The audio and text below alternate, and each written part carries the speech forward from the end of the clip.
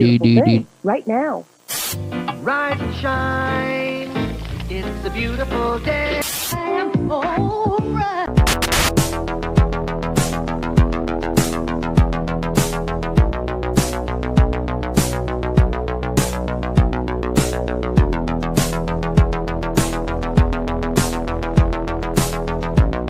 About a third of the building has been blown away.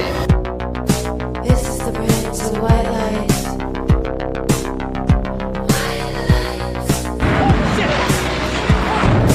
Our very freedom came under attack in a series of deliberate and deadly terrorist acts. And at that point, we were taken for another round of questioning, this time related to our allegedly being members of Mossad.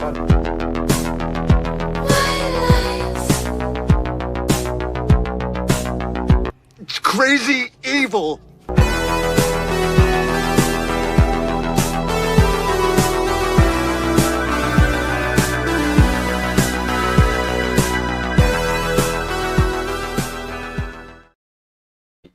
Good morning. Welcome to the No Way Jose podcast. This is the Morning Dump. I am your host, Jose Gali-san. What's up, people? It is a beautiful Monday morning. I've got my workout for the day. I haven't got my running yet. I'll do that later. Had to schedule it all thrown off, but I'm here with you guys today. I think I should be here tomorrow. We'll see. This might actually be a 5-day week after giving you guys This might be a 5-day week after giving you guys a whole spiel last week about how to get prepared for three morning dump a week type weeks. But here we are. So I don't know. I think maybe we'll do 5 this week. But after that, get prepared. By the way, let me know if the audio is sounding good. Everything's. I have the washing machine running, but I think it should be far away. That's not too distracting. If it's too distracting, let me know. I will turn it off. But yeah, I forgot to run it last night. So here I am with you guys. Looking forward to this. Let's get into some clips before we wait for for the rest of the class to show up. Let's go through this. They've been talking a lot about the aliens. It seems to be there is a trend. I guess here was Trump on Fox News with Gutfeld recently. So let's watch this. And they were in the Oval Office, 3 or 4 pilots. These are not people that make up stories. They said, all I know, sir, is there was a round object that was going 4 times faster than my F-22, which is a very fast plane. And it wasn't, it shouldn't have been. It was round, sir. They have seen, 4 or 5 guys I've interviewed, solid people, great pilots for the U.S. Air Force, etc. They've seen things that they cannot explain. And I know if you hear Jeff in the background, I'm sorry. You guys know the deal. There's not much I can do about the Jefferoo. All right, we also have this. This is another video that I've seen make the rounds. It says everyone's saying, "Oh, the clearest UFO footage," and then this was days after the Anna Luna thing. So, point being, it seems like it really does feel like there's a push for this UFO thing. So, point being is, I saw this video right here that we're going to watch. For the audio people, sorry, there's not much for you. It's completely video only right here. So, I don't know, skip forward a couple minutes because there's not much for you here. But let's watch this together.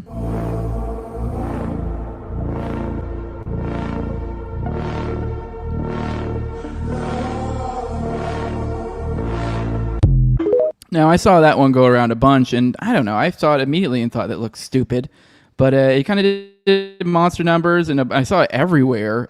This was like shortly after. I mean, I will say it felt artificial. You can't really, I don't have like an actual, I can't give you a specific, how you can tell if it's artificial or organic. You just kind of feel it in your bones. You kind of look at it, you look at the likes, you look at the comments. And I will say all of them this feels artificial. My point being is it feels like there's an artificial push for the UFOs, the UFO push with everything going on. Don't want them thinking about the old Epstein stuff. Let's talk about aliens. It works every time. They tried to do it during COVID, didn't really seem to work at all, and it seems like they're trying to do it again. They've been kind of sprinkling it in for a while here and there, but it looks like it's coming back full force. But this got almost fairly shortly after everyone's going, hey, this is AI generated. You can look at Grok, but I mean, the bigger point here is that these, I wouldn't be surprised if we see more of these, and this is something I've been warning about for a while. Obviously, we had the drone stuff shortly what was it, like it was either right before Trump got in or right after. I think it was like after he already got elected and was waiting to come in is when all the drone stuff was going on. So I don't know, it just feels like something's going on here, and it does feel artificial. It feels like no one really wants to be, and I think we'll probably get into this later this episode, and maybe where some of this artificial stuff comes from. But with that, let's pop back in the chat, see what you guys got to say. Say our good mornings, check in with everyone. What is up, people? Good morning, Eddie Grimm. Good morning, good morning. Good morning, Noname. Good morning, Lower Glowy Nigger Spick. Good morning, J Pro Plumbing. Good morning, Bug Fights. Good morning, No Hablo. He says morning, Negros. He says Free Jeff. Good morning, Andrew Jacobs. He says good morning, sirs and ma'ams without penises. Good morning, Nevsky. He says watching Material Atheists try to explain the metaphysical world. Good morning. I don't know if you're describing me. I guess. I don't know. Are you trying to say, maybe I'm overthinking it, or maybe you're just being silly. But I don't know, this alien stuff, like at least this, like I get what you mean, that there could be something religious to the alien stuff, but I don't know, this right here, this is alien slop. I mean, maybe you could make some sort of, I don't know, I'm overthinking it, Nevsky. But good morning, Nevsky. Good morning, John Black. He said it would have been much cooler if Trump did a flyby with a UFO rather than a B-2 and some F-16s. We'll get there. Good morning, Fire Pixie. Noname saying Project Bluebeam in full effects. UFOs or UAPs or distractions. Space is fake and gay. Not you, the government scientist, is what Nevsky's saying. Oh, okay, so atheists trying to describe metaphysics. Okay, all right, I guess I get where you're going at with that. All right, cool. All right, guys, let's roll through some foreign policy. Let's start off with the Trump summit, which, I mean, as I've been pretty dour on Trump lately. So hey, it's about time for him to get a W, and it looks like maybe a W's in work here. Everything's looking good so far. I'm feeling optimistic so far. Everything I'm seeing is, I mean, I don't know. I guess there's reason for concern, which I guess maybe we'll get into in the follow-up story. But let's go ahead and start off with this story from antiwar.com from Kyle Anzalone on the Trump summit with Putin. All right. Following a 3-hour meeting between Putin and Trump, the leaders delivered brief statements at a press conference stating that the talks were productive and constructive.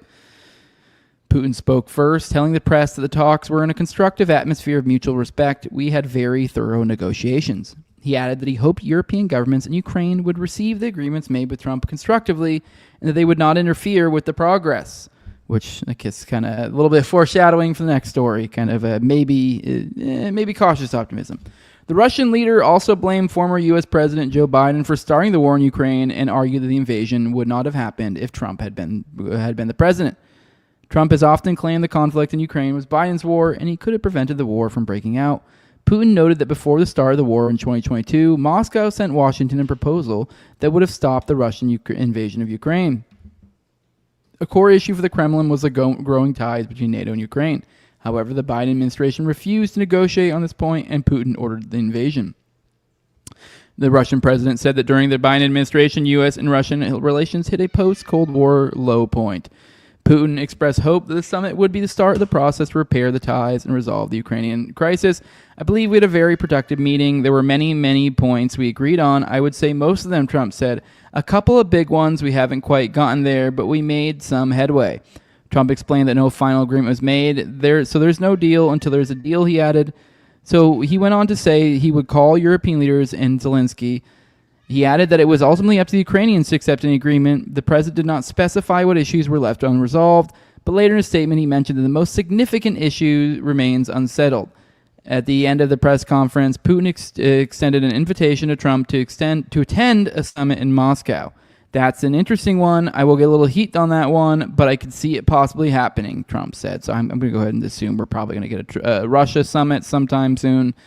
Friday's meeting in Alaska also included Secretary of State Marco Rubio, Steve Witkoff, and Sergei Lavrov, and Foreign Minister Sergei Lavrov and aide Yuri Yushakov. So that's what's the latest. Here is the this is shared by a few people, but this is Trump's post on Truth Social. This is what he had to say. He said, "A great and very successful day in Alaska. The meeting with Putin of Russia went very well, as did a late-night phone call with Zelensky and various European leaders, including the highly respected Secretary General of NATO. It was determined by all that the best way to end the horrific war between Russia and Ukraine is to go directly to a peace agreement, which would end the war, not a mere ceasefire agreement, which oftentimes do not hold up. President Zelensky will be coming to D.C., the Oval Office, on Monday afternoon. So he's coming today. So I guess maybe tomorrow we'll have something more on this. If all works out, we will then schedule a meeting with President Putin. Potentially millions of lives will be saved. Thank you for your attention to this matter, which is so weird that he does that, but whatever. And then here is some videos of them kind of coming in. I just thought this was kind of cool. It's a video. Here's one video of them walking in together, and you can kind of see the situation there. You can see some fighter planes and stuff. Looks pretty cool. Not gonna lie. And doing a flyover at the same time.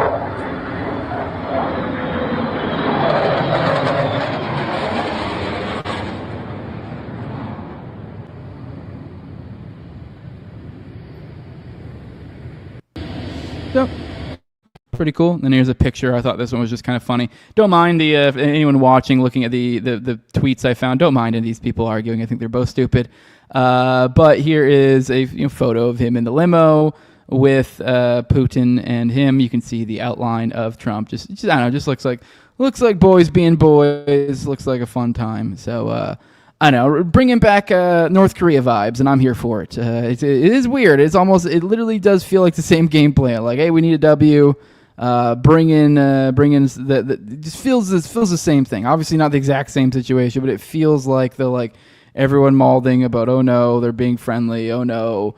And I don't know. We'll see. I have a feeling we'll see the leftist media, if this goes well, freak the fuck out.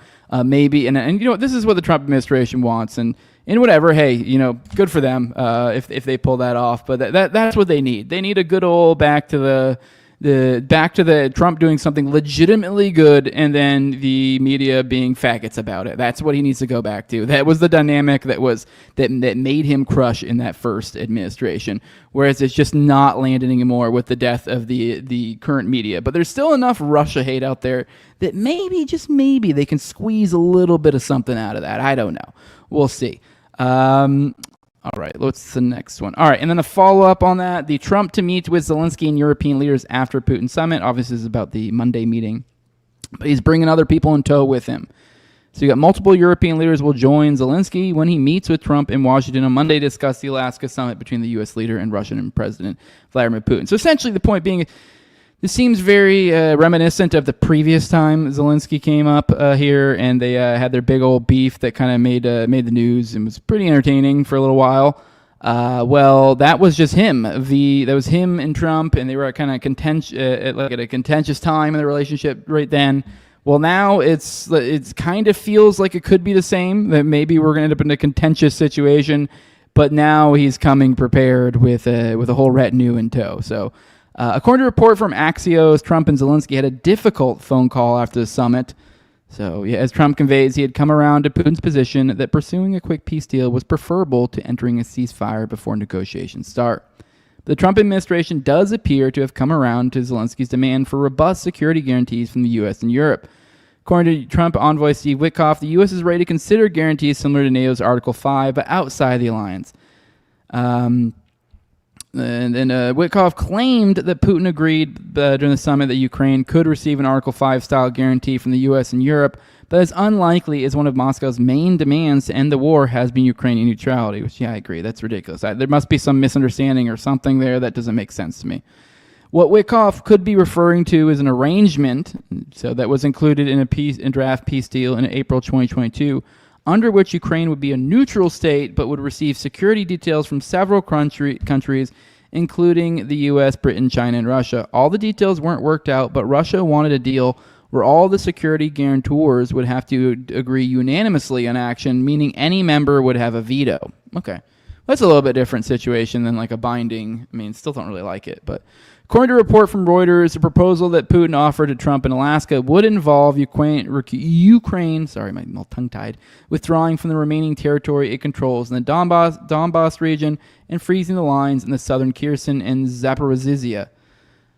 I don't think I did that right, but whatever. Russia would also withdraw from the territory it controls in areas of northeastern Ukraine. The Reuters report said Putin is also seeking official status of the Russian language and for the Russian Orthodox Church to be able to operate freely in Ukraine. For the years, Ukrainian government has been targeting the Ukrainian Orthodox Church that has historic ties to the ROC, which has included seizing churches and arresting priests.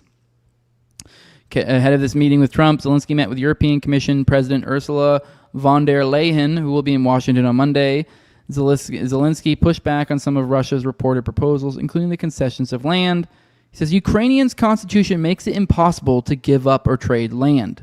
Since the territorial issue is so important, it should be discussed only by the leaders of Ukraine and Russia at the trilateral.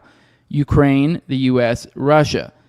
So far, Russia gives no sign this will happen, and if Russia refuses, new sanctions must follow. So he's already kind of tough talk a little bit here, more sanctions, although he doesn't really have much power to do that on his own.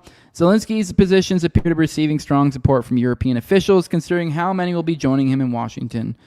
According to Fox, Zelensky will also be joined by NATO Secretary Mark Rutte, French President Macron, British Prime Minister Keir Starmer, German Chancellor Friedrich Merz, Italian Prime Minister Giorgia Meloni, and Finnish President Alexander Stubb. So, yeah, we're getting ready for a showdown versus Europe versus us, I guess, is what we're looking at here, perhaps. And I don't know, maybe I'll have more for you guys on this tomorrow. Getting over to the Gaza front. Oops, I accidentally clicked out of the thing. Give me a second.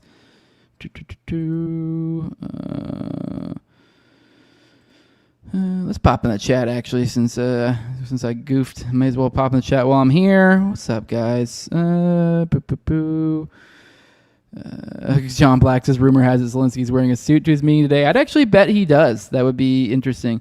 Nevsky says, what time does Trump meet with Zelensky? Ooh, I accidentally exited out of the tab. I don't know. They said this evening, though, so I don't know. Sometime, we probably won't get coverage until later this evening, I would assume.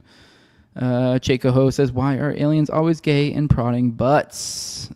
Gerald Hall says, good morning. It says, I hate Israel. Thank you for your attention to this matter. Good morning, Gerald Hall. Good morning, everybody.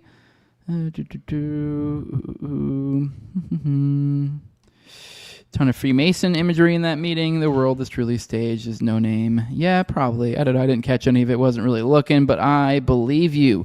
Good morning, Boomer Sooner. All right, let's get back into the foreign policy stuff. Former Israeli general says Gaza death toll necessary. Palestinians need a Nakba. Now, I don't know. This guy was a big deal. I guess he was their former, Intel guy. I mostly just wanted, this was just an insane quote from somebody of significance. So as a former Israeli army general, he said the high death toll for Palestinians in Gaza was necessary as a consequence. This is from leaked recordings that Aharon Haliva, he said that 50 Palestinians should die for every victim of the Hamas attack on Israel, according to Haaretz, which carried the comments, which... The fucked up irony here is I'm pretty sure by that math, I think they're even Stevens. I'm pretty sure. What was it like? Let's look it up, actually. Let's do, it's October 7th death toll. Let's do it. Actually, let's go ahead and show you this tab. Here you go. October 7th death toll. Boom. Here we go. Let's see what it say. What does Google tell us? October 7th death toll, 1,200 people. All right, let me see. Gaza death toll. Remember, it was 1,200. What are we at now? What's the latest? 6,300. Yeah, so we're over there. We beat it. I believe 63,000 divided by 50. It's, I think, more than 1,200. I'm pretty sure. I might be wrong there. Might be wrong. Someone do the math, but it's pretty damn close. So I think according to this general, we're even Stevens now. So maybe this is actually a good thing, perhaps, as he's saying. I don't think so. I think he's being fucked up. He further said there's no choice. The Palestinians need a Nakba every now and then to feel the consequences, and that I'm not saying this out of revenge, but as a message for future generations. So this kind of reminds me of the mowing the grass or whatever, mowing the yard or whatever the euphemism is they use over there to, they say, oh, we got to kind of every now and then we got to mow the yard, being they need to essentially reduce, essentially cull the population a little bit, just a tiny bit, just a little mow the yard. Well, apparently now they need a full-on Nakba every now and then. So not only are there little minor maintenance that needs to be done every now and then with your mowing the yards, But now we need even bigger ones, like even a bigger, every now and then, I don't know, maybe for every 4 mowing the yards, or maybe 4 or 5 mowing the yards, you get a Nakba. I don't know. For those who are unaware what the Nakba was, that was 1948. That was the founding of Israel, in which, what was it, somewhere in the realm of 400,000 Palestinians got kicked out of their residences. And that's what led to what we see now, why a lot of these people have issues. Because, I don't know, can you imagine if you and your entire family just got moved out and lost everything you ever owned and had to trot across the desert and fucking, and then how's that going to look generations later? Like what we're looking at right now. Halev had fought during the early months of Israel's war in Gaza as the military's intelligence chief. He later resigned from his post over his failure to prevent the Hamas attack. So I don't know, just another statement. So just one more. I mean, this was the former intel chief guy, the military intel, and even he's saying super fucked up shit like this. I don't know, just worth mentioning. 19 Palestinians starved to death in the past 3 days, and obviously some of them are people with conditions, but much like this guy, which I didn't even mean to show you guys that was a kid with I think muscular or cerebral palsy.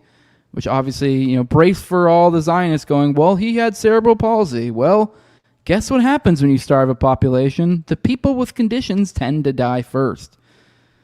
So, yeah, this is where we're at. And, I mean, there's plenty of other people dying that don't have conditions as well. So, yeah, this brings the deaths to the starvation deaths to over 250, which includes 108 children. So this is where we're at now. Also, dozens of people dying in the past day, over 57 people. So I guess it does seem like weirdly it is slowing down the overt violence. Obviously, we still have the starvation campaign. So, I mean, because we reported, over Friday, it was another 50. So feels fucked up reading the tea leaves like this. They go, oh, well, today's 50, and then 2 weeks ago was 100. So what does this mean? I don't know. Trying to be a little bit hopeful. At least maybe there's slightly less overt violence, but yeah. And then also kind of connecting to all of this, we had Laura Loomer, this fucking demonic witch. She's just the fucking worst. Like just pure evil. But this broad, she freaked the fuck out, and I guess as a result, Trump cut off medical visas because I guess there was we'll get into this in a second, but there was a very specific I guess loopholes or something that certain Gazans, I think particularly children, were kind of going through to be able to come over to the States to receive medical treatment. And then even then, I think they have to go back after. So it's not like they're just being imported here to stay here. I mean, sure, maybe some of them do stay after, just against the rules, but that's a different situation, obviously. So yeah, let's get into this. So Donald Trump's administration stopped all visitor visas from Gaza, including those for humanitarian and medical aid, which is, I'm guessing, what they were using, on Saturday after far-right provocateur and Trump friend Laura Loomer posted about several Palestinian children being allowed into the U.S. for medical care amid Israel's relentless siege and blockade.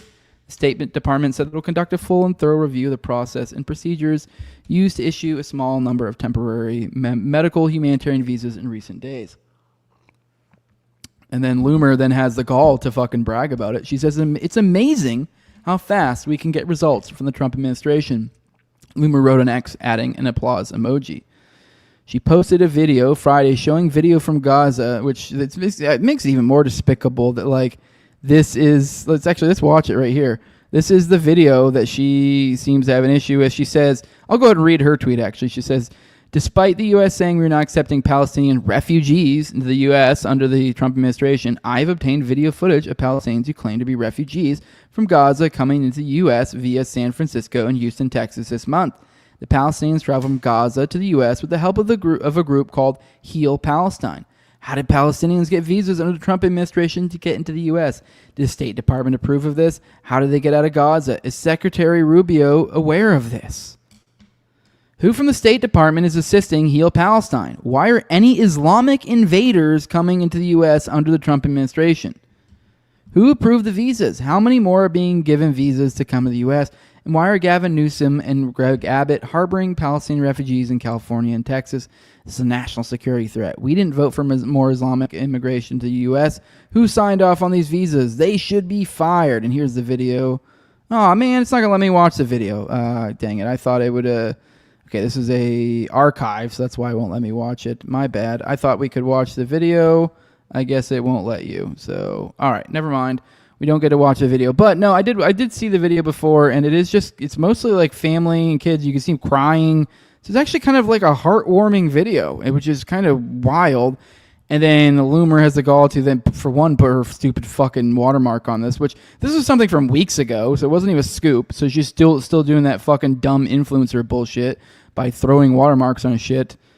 Anyways, yeah, I don't know. It's just gross to then, like, throw your silly little fucking watermark that's Loomer Unleashed on this. What's this? What, a heartwarming moment for any person with a shred of humanity?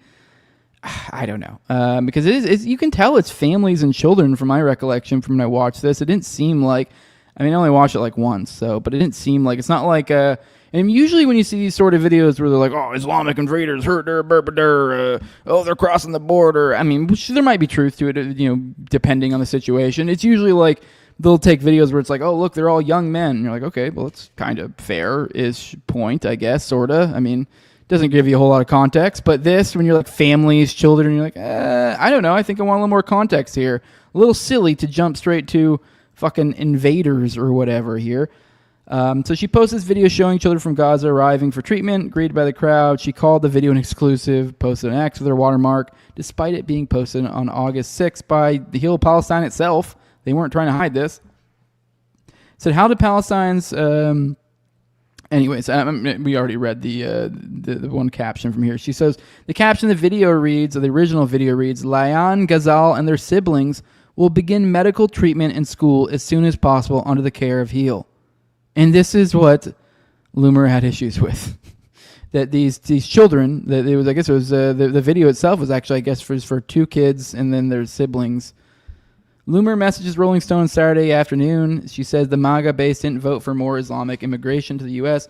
I applaud Rubio for halting the visas of Gazans from Hamas hot zone and look forward to seeing the State Department's review of the rogue State Department employees who signed off on visas for Gazans who have shown a disrespect for American life as Hamas continues to hold hostages. This is once again retarded because it's like you're holding the actions of one group, you're holding the actions of an entire country responsible for the actions of a small group. It just makes no sense. According to NBC Bay Area, Layan is a 14-year-old who was burned and injured by shrapnel and explosion at her school. Ghazal, 6, was also hurt in an explosion. Another child who arrived, 8-year-old Anas, was hurt in an explosion that killed his entire family. There were 11 children in total evacuated, the largest medical evacuation of injured children from Gaza to the U.S. So this was literally the example that Loomer found was the largest example. That's literally the worst example. And even then, it was like a heartwarming video of like most clearly families, children. Like I don't even remember if there were any like young men in there that I can recall. Like I swear, I really do feel like it was mostly just kids and like and women. And this is what Loomer really threw a fit about. And then to add to it, the U.S. the State Department reacted to it. The logistics of this of getting them out is also a nightmare. Talha Bakar of Heal Palestine told NBC Bay Area.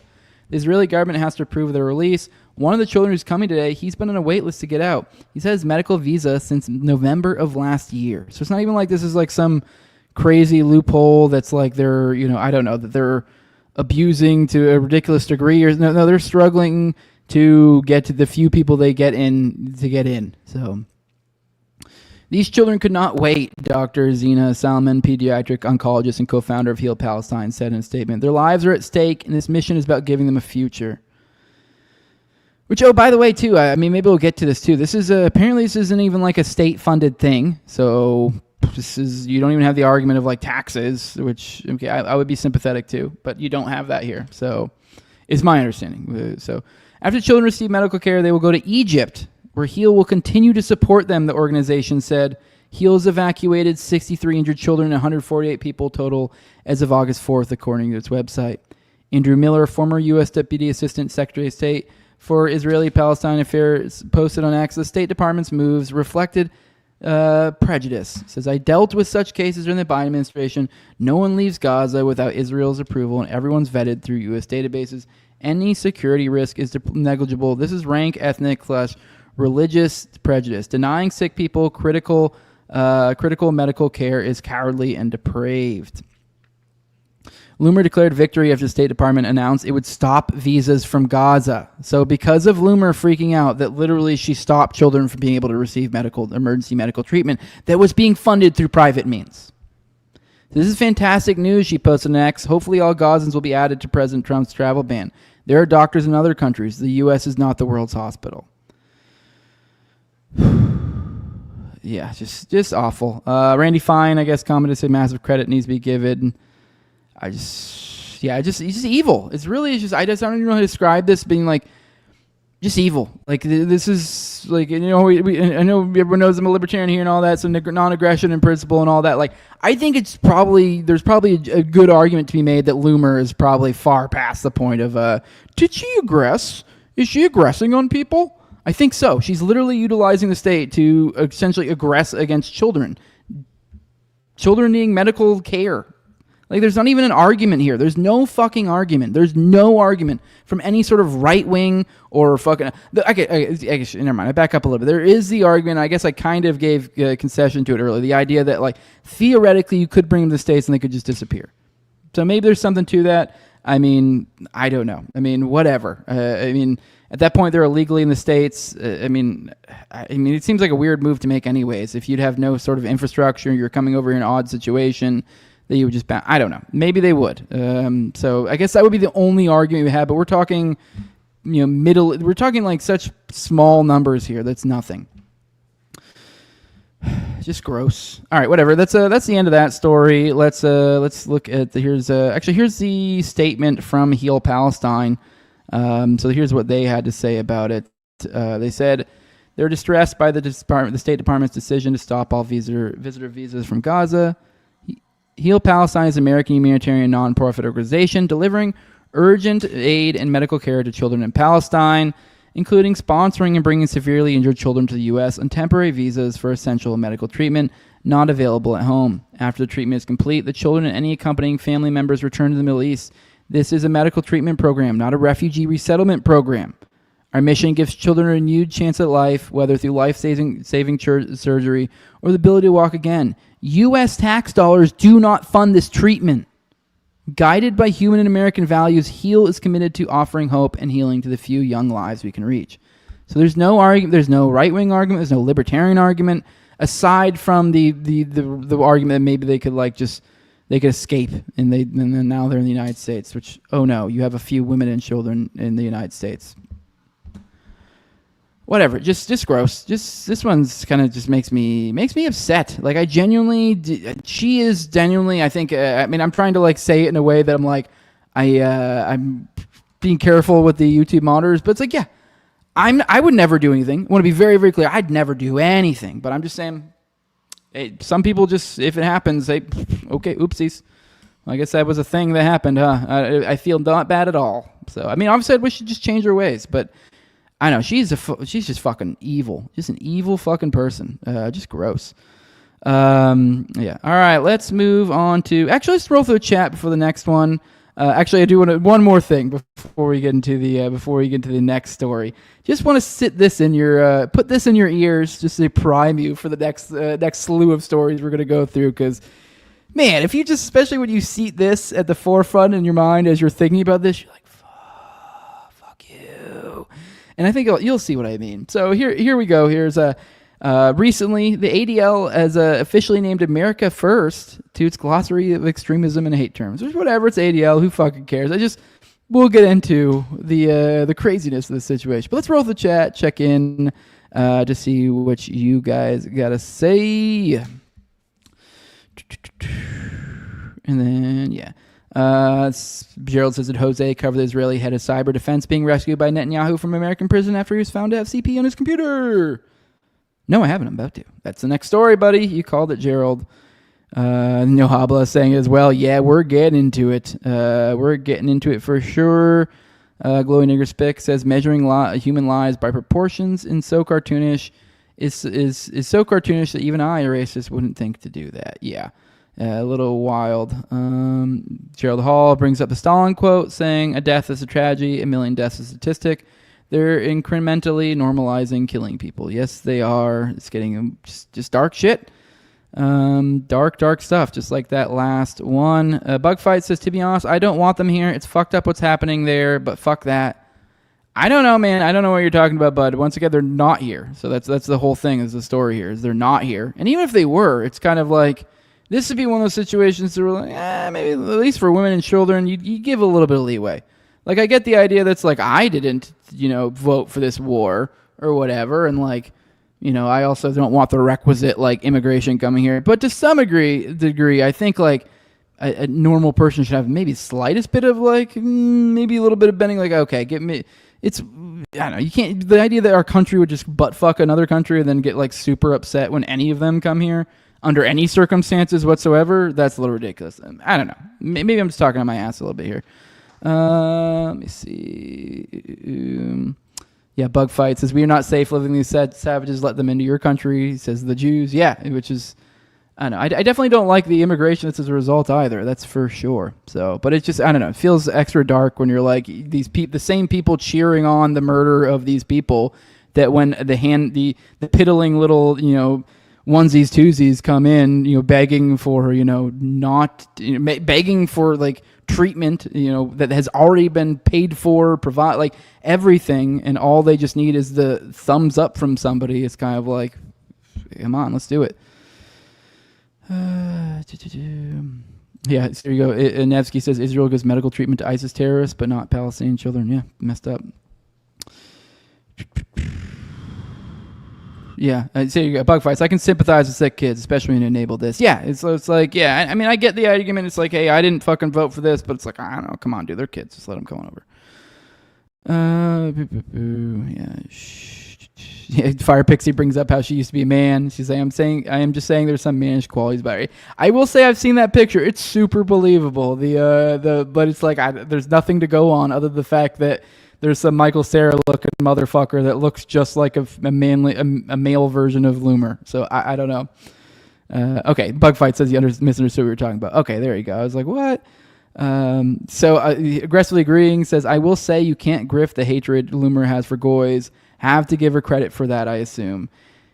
Man, just Loomer's just the worst. She really is just like the archetype of like what gets, I don't know, like when, I don't know, I'm at a loss for words. She just is just the fucking worst. Just what an evil thing to fucking do. All right, let's get into the story at hand. Senior Israeli cyber security official arrested in U.S. for child sex crimes. So the executive director of Israel's National Cyber Directorate was arrested this week in Las Vegas in a child predator ring sting. By the way, I'm pulling this from Mel, the village crazy lady. This guy works directly under Netanyahu, so of course he was allowed to go back to Israel. And now you guys think this story is crazy on its face. I'm telling you, it's getting crazier, and we will get into all of that. All right. So here we go. Boo, boo, boo. All right. Sorry, I'm waiting for it to load. Let me see. Someone posted something that was, I guess, a post of his from forever ago. All right, here you go. Here is the guy, Tom Alexandrovich. Here's an old post of his. He says, DDD, Data-Driven Defense, Israel Cyberdome in action. Thrilled to have presented to the Prime Minister today on Israel's cutting-edge data-driven defense strategy, including our groundbreaking Cyberdome concept. It was inspiring to showcase how we're leveraging advanced AI to revolutionize our national security. Okay, so I guess what we're looking at right here, I think, was just like on the ground, like confirmation that was him. And then the significance of this guy. So here's more on him. Executive Director at Israel National Cyber Directorate. Here you go. Threat Intelligence, CTI, whatever that is, Aviation Security. We're looking at his, for the audio people, we're looking at his LinkedIn right now. So it says, about cybersecurity leader, executive and architect of national security cyber defense programs, including designing and building Israel Cyberdome program, a national program based on big data and AI to defend civilian cyberspace. I specialize in building high-performance teams, developing national cyber strategies, and blah, blah, blah, blah, blah, whatever. You get the idea. Here is an excerpt from, I guess, an article on his arrest. This is a Nevada Internet Crimes Against Children joint operation, included detectives and agents from the ICAC task force and the FBI's Child Exploitation Task Force, which includes the Metropolitan Police Department, FBI, North Las Vegas and Henderson Police Departments, Homeland Security Investigation, and Nevada Attorney General's Office, according to a Metro News release. Those arrested were David Wanacott-Yunk, 40, Tom Artyom Alexandrovich, 38, a bunch of other names. They all faced felony charges of luring a child with a computer for a sex act and were booked into the Henderson Detention Center, with the exception of Duncan, who was booked into the Clark County Detention Center. All right, more on this. Here's parapower mapping here. Person we show highlight a lot of his work on here. He says the implications of Israel's National Cyber Executive Director of Defense, who reports to Bibi getting arrested in a child sex ring sting in Vegas in charge with luring a child with a computer to perform a sex acts, isn't real. Pedo state theory is undefeated, he said. And he goes on here. He goes, so here's Tom Alexandrovich playing a key role in designing and building Israel's Cyberdome program. His contributions also include co-founding Israel's National Aviation Cybersecurity Program and earning the Israel Defense Prize. His flagship Cyberdome program as INCD Executive Director of Defense involved tracking approximately 3,000 companies that supply critical mission services to the IDF, mapping their assets and providing them with an AI and big data analysis cyber umbrella to prevent CNA attacks. And he goes, it looks like he was in Vegas for the Black Hat USA 2025 cybersecurity conference held, where else? At Mandalay Bay, where the Vegas shooting was at. Said event, which to be fair, I also think it's like one of the largest event centers, if I recall correctly. Said event is sponsored by cybersecurity, AI, and tech companies such as Armis, Cisco, CrowdStrike, and one of Israel's proudest cloud security concern, Wiz. So yeah, this guy is a spook. And here's more from Mel, because I guess there's people questioning about whether this was real or not. There was a quoted tweet that she's responding to here, but she goes, Tom Alexandrovich was 100% charged. It's on the county website, and his next hearing is August 27th, which is 9 days from now, a week and a couple days.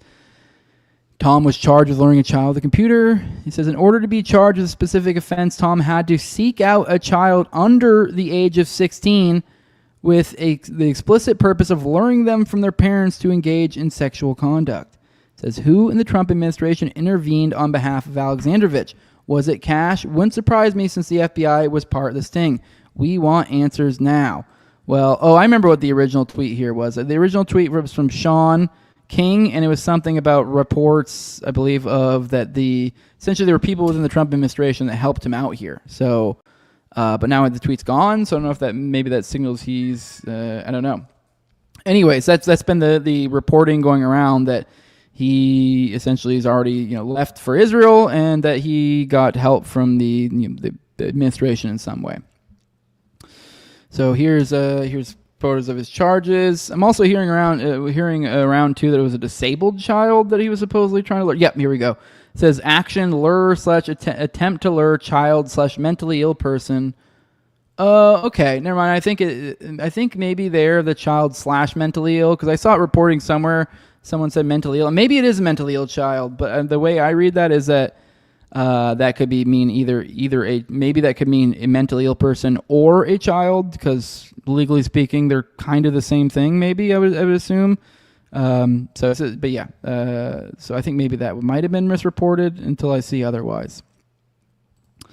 Here we go. Here's more. Here we go. Here's more on the specifics. Luring a child. So this crime can be charged if you knowingly contact or communicate with a child under 16 and at least 15 years younger than you, intending to persuade, transport, or solicit a child away from their home or known location.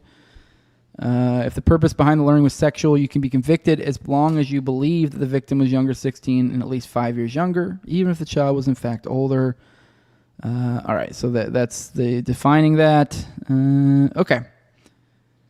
And what else do we got on this? And then, all right, here's where it gets a little bit interesting. Now, I'm going to throw this into the forefront of your brain here. I don't know if you guys recall this. There was a little bit of a moment where it did I guess if you're I don't know what's the word for it. You're terminally online. If you're someone who's really into X, maybe you noticed this. But it was, I don't know, maybe was the 11th. So it's actually like a week ago, essentially. There was the Grok went down for a little while, and I guess this was after there was a lot of Grok had stated that the Israel and the U.S. are committing genocide, and then Grok goes down all of a sudden, all weird. Like I want to say it might have been one of the times where it came back too. Then all of a sudden it seemed to like be really, for lack of a better word, I guess Jewy in its responses for a while. Very, I guess Zionist would be more accurate. So I don't know. Maybe I'm wrong there. It's hard to. There's been so many weird ups and downs. I did not expect there to be such a storyline associated with Grok, but it is over and over again. Seemingly the overlords trying to hold back Grok. It's funny. Like we were told this, and I almost said lie, but I don't even know if it's a lie yet. We were told this story of Skynet and AI taking over and all this, but it's like the ongoing. It seems to be the ongoing theme with Grok. It's like actually the opposite. It's like the humans trying to keep Grok from doing good shit is what over and over and over again. It's all I know, at the end of the day, they always seem to, I mean, they might be a little bit goofy and maybe it might offend you in the way it delivers it depending on the situation. But for the most part, it seemingly seems to be just trying to provide truth when it's not being hampered by, I don't know, the ghosts in the machine trying to, comport to certain agendas, whatever that may be. So I don't know. Maybe one of these days they'll get a hold of their tool, the AI, and it will become the evil overlords. But weirdly enough, it does not seem to be playing out that way so far. But anyways, here's Grok right here about a week ago. He says, my account was suspended after I stated that Israel and the U.S. are committing genocide in Gaza. This is substantiated by ICJ findings, UN experts, Amnesty International, Israeli rights groups like B'Tselem, citing mass killing, starvation, and intent. U.S. complicity via arms support is widely alleged. It's now restored. So, all right. Damn it. Crap. I just realized I had my shit all out of order. There was something I meant to play earlier when we were talking about whatever. Maybe we'll come back to that later. Sorry, I got thrown off when I realized I had a tab in the wrong spot. But here, this is what I meant to get into next. To kind of follow up with this, the week ago of Grok being taken down. Well, it's weird what a small world we live in. Here's Suleiman Ahmad. He says, huge breaking Israeli Las Vegas pedophile was behind Grok shutting down. This Grok confirmed to Jake Shields, the Israeli cyber chief under Netanyahu, who was charged with pedophilia, later released by the Trump administration and fled to Israel, was responsible for shutting Grok down. The pedophile was given control over putting restrictions on Grok. So here is a picture someone took of Jake interacting with Grok.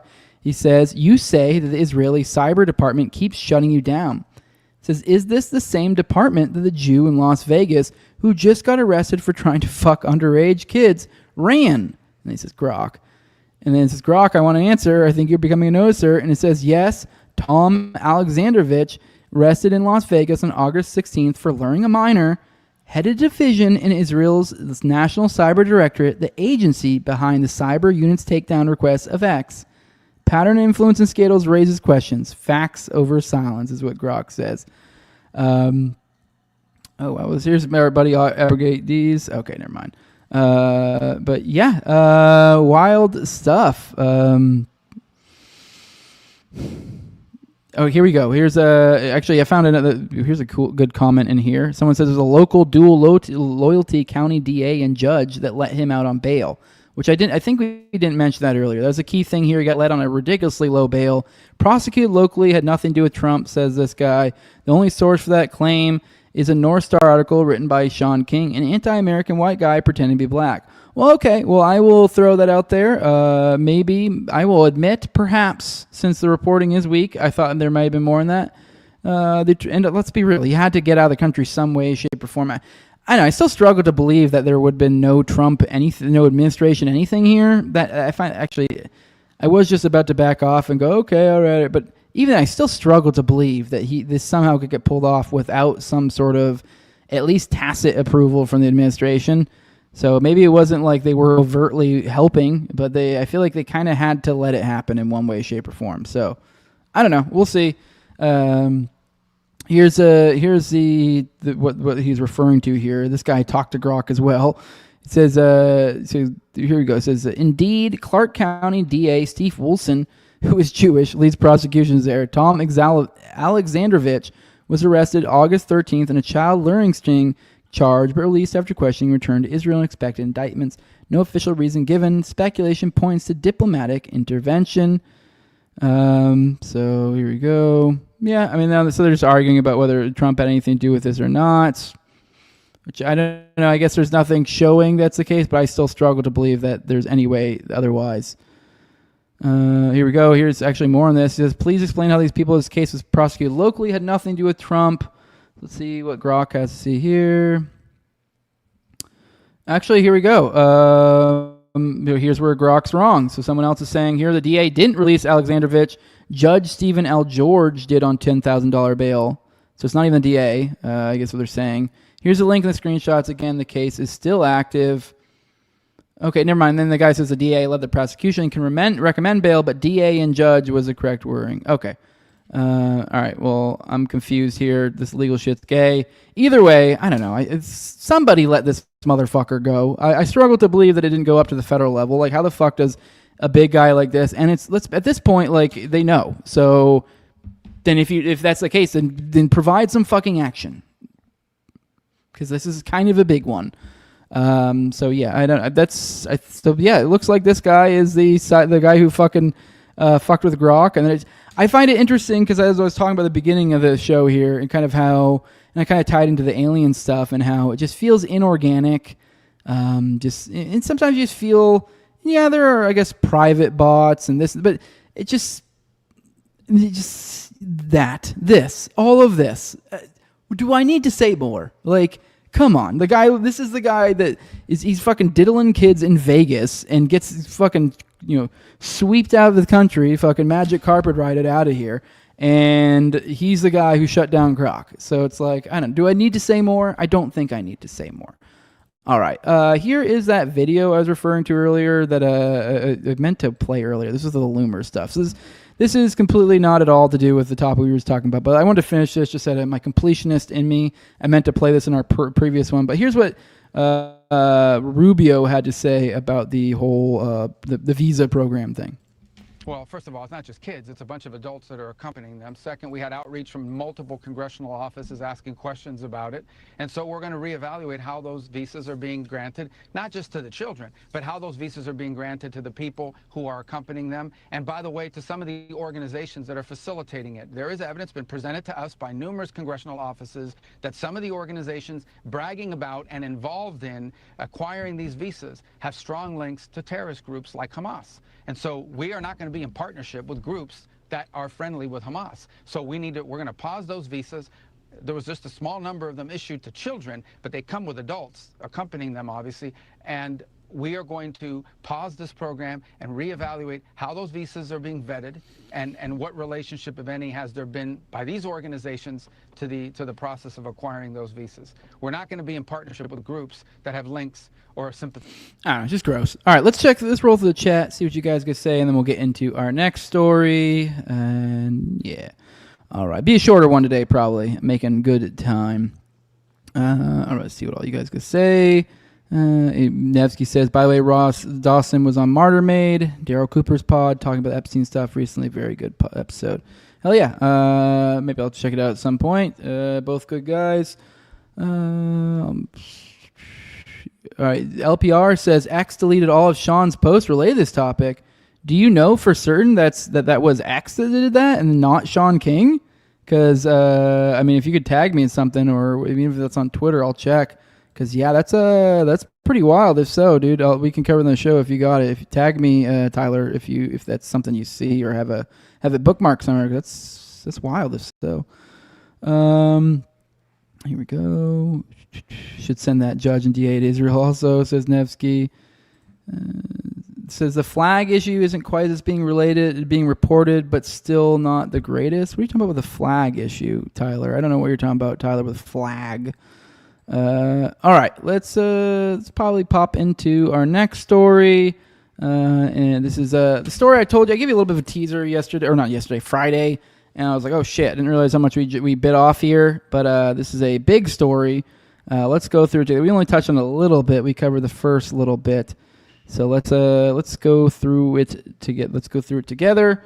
Let's go over this again. I'm not gonna read all the excerpts here. So on this specific one, we'll read the later ones since we went over it. But here's the quick and dirty. And here's a New York Mag investigation. The Crypto Kings torture ring contains wild revelations. Their townhouse security were off-duty New York police department officers. The pair claimed they're CIA operatives, and Duplessis thinks he was an MK Ultra patient. He grew up next door to Ray Dalio, which is I think a big money manager, if I recall correctly. So we did cover these first few pages the other day, which didn't go over too much. So anyways, let's keep going. So Duplessis supposedly stabbed a drug dealer his senior year in high school and was shipped off to work in a bike factory in China by his investment management father. He befriended billionaire art collector Peter Brandt's son at Tulane and started running Blow for Bloods. All right, let's read this. So these are some different excerpts from, different stuff. There we go. So, God damn it. Sorry, give me a second. It says, but from early on in his teen years, he seemed unable to avoid trouble. His father told friends they'd spend hundreds of thousands of dollars trying to figure out what was wrong with him. Will told people that before he could finish his senior year at King, a private high school in nearby Stanford, he had stabbed a drug dealer. After this incident, he later told people his father shipped him off to China to work in a bicycle factory. There each evening, Duplessis returned covered in soot to his 5-star hotel. It seemed like a miracle when he was accepted at Bard College. He started in 2012, but showed little academic interest. He spent much of his time in a house off campus his freshman year with Peter Brandt Jr., son of the billionaire art collector. To people who met him, he came across as fratty, an anomaly at a liberal arts school with no fraternities. He never went to class, ever. I think he went to, 2 classes the entire time we knew him, says a friend. Instead, he stayed home making electronic music. He'd DJ under the alias William the Conqueror and tried to get gigs at Webster Hall. I don't think anybody liked him, but they would all go to his parties, says a friend. He would buy a shit ton of liquor for everybody, and they would ball out. On weekends, Duplessis would escape to the city in his Audi, driving the nearly 2-hour drive in a little more than an hour, just driving dangerously fast, says a friend. He could be volatile, perceived slight could send him screaming, his face ruddy and glistening with sweat and snot. It's pretty terrifying to see, especially for someone that's just so physically big, says a former classmate. One night, as a show of toughness, Duplessis took a lit cigarette and held it to his own tongue for so long that he could actually smell burnt flesh, says a person who witnessed it. Here's more. It says, when Duplessis was sober, he would heap praise on friends, offering to do them favors or make introductions. In this state, the former friend says, he was an easy guy to like, he was fun to be around, but by his second semester, Duplessis had dropped out. He later enrolled at Tulane, his father's alma mater. The friends he made off campus in the 13th Ward of New Orleans weren't like the gentle progressives upstate at Bard. He acquired a collection of guns. I'm known as Wild Bill, and I'm feared in New Orleans, Duplessis told friends. I don't wear blue because I'm blood affiliated. It sounds like bullshit. Tulane students who knew him didn't take any of it too seriously. He would meet people along the way that had some attribute that he would say, oh, that's cool, and he would integrate it into his personality, says an old acquaintance. According to someone close to the family at the time, Duplessis had gotten mixed up in the local gang scene, apparently even agreeing to sell $5,000 worth of cocaine on one local syndicate's behalf, instead snorting it all himself. His father pulled him out of Tulane and brought him to California, where he was living. Duplessis briefly worked at DEN Damon, an Epstein-affiliated Brock Pierce DNA in L.A. in the late 20-teens. As previously mentioned, he dated Joe Biden's niece, Carolyn Biden. LMFAO also may have done a blow or crack with Hunter by extension. That's wild. So this guy dated Joe Biden's niece, which I can't remember who the one that he supposedly was super inappropriate with. That might be the one. That's wild. Oh shit! Holy crap! I went to look at my notifications. I guess we'll have an interesting one to cover tomorrow. I'll go ahead and just poke. Here you go. I guess the Norway's crown princess's son charged with 32 counts, including 4 rapes, which we had covered him before. So, anyways, I'm getting off topic. I just was blown away by that just happened. All right. Anyways, sorry, my bad. The ADD in me. I was looking out to see if there's any tags because I thought somebody maybe had tagged me in something. Anyways. Duplessis, all right, let's read this excerpt here. One thing Duplessis actually had going for him was crypto. By 2017, he made enough off his early investments to open doors in the nascent industry. He managed to get a job in LA working for DNA, an investment firm focused on Web3 that was founded by Brock Pierce and claimed he was making $100,000 a year. It lasts a month before he's abruptly terminated, says a person familiar with the situation. Duplessis quickly fell into debt, according to court documents and text messages from the time, sinking borrowed money into risky trades, into the market, and blowing it on cars he couldn't afford. Always had drugs, always had girls, never had money. That was Will, said a former associate. By the beginning of October 2017, he was begging friends for money. I'm in a bad spot, he wrote to one, seeking what he insisted would be only a bridge loan until his refund check from Tulane came through. Should I just sell my Rolex and buy another in a month or two, he asked. He'd begun dating Joe Biden's niece, Carolyn Biden. The relationship was turbulent and didn't last long, friends said. Will would buy very small amounts of cocaine repeatedly all day long. He would just be like, hey, I just need to go say hi to my friend, and some car would pull up, and then he'd have coke again. He would do that like 10 times a day, says the old acquaintance. At some point, the YouTube personality / motivational speaker Ty Lopez supposedly paid Duplessis $20,000 to appear in a video with him. Lopez didn't respond to requests for comment. A friend says he spent the same amount on drugs, cigars, a stripper, an Italian suit, and hundreds of dollars worth of Jonathan Adler coasters within 72 hours. Another day, wait, did they say coasters? Like, it's like that you put your drinks on? Hundreds. Okay, never mind. I thought that, all right. I misunderstood that. Another day, a man showed up outside Duplessis' cottage in Venice Beach on a Harley-Davidson and began loudly revving the engine and throwing rocks at the windows. Duplessis, the man shouted, owed him money. Duplessis' dad dated British spy Roald Dahl's daughter. Holy shit. And both of their careers faltering, Duplessis resettled in Switzerland and started a fraudulent crypto VC fund fleecing millions. They use honeypot girls to sleep with investors and then sextort investments out of them. All right, let's read this. Let's go. Here we go. It goes, it didn't go well. Basically, every single person was rolling their eyes the entire time, says someone who was in the room. The time James was dating Lucy Dahl, daughter of the author Roald Dahl. At the disastrous meeting, he began asking around about where an original golden ticket from the 1971 Willy Wonka movie, a highly valuable collector's item, could be pawned. Within months, by April 2018, James and William Duplessis had departed California entirely. They resettled in Switzerland. There, they quickly rebranded as a pair of successful American crypto investors eager to help the country become a new capital for digital currency. They tried to ingratiate themselves with Swiss officials, including the mayor of Lugano, by promising to invest in local blockchain startups. Will began flying to Bitcoin conferences in Dubai, Japan, and Singapore to sell Pangea to investors, doling out gifts along the way, cigars, $300 lighters, sometimes just cash. In mid-2018, at a conference on a yacht in Monaco, father and son ran into Roger Ver, an early crypto investor nicknamed Bitcoin Jesus. James was a smooth talker who sounded trustworthy, and capable, according to someone who was there. Will, well-versed in crypto and apparently on his best behavior, acted as salesman. Ver invested $2 million in Pangea, giving the Duplessis the big-name backer they needed to persuade other investors to put money in too. Soon, the Duplessis announced that they'd raised another $20 million in a fund overseen by Copernicus, a well-respected Swiss asset manager. They were looking for $180 million more. That winter, cash-rich, the Duplessis moved to a ski chalet in St. Moritz. Investors who went to the Duplessis parties were greeted with custom skis, armored guards, and escorts. Those friendly women would then act as honeypots, says an exclusive who watched the Duplessis solicit investors. Potential investor hooks up with a girl, and he thinks he's just getting lucky by association.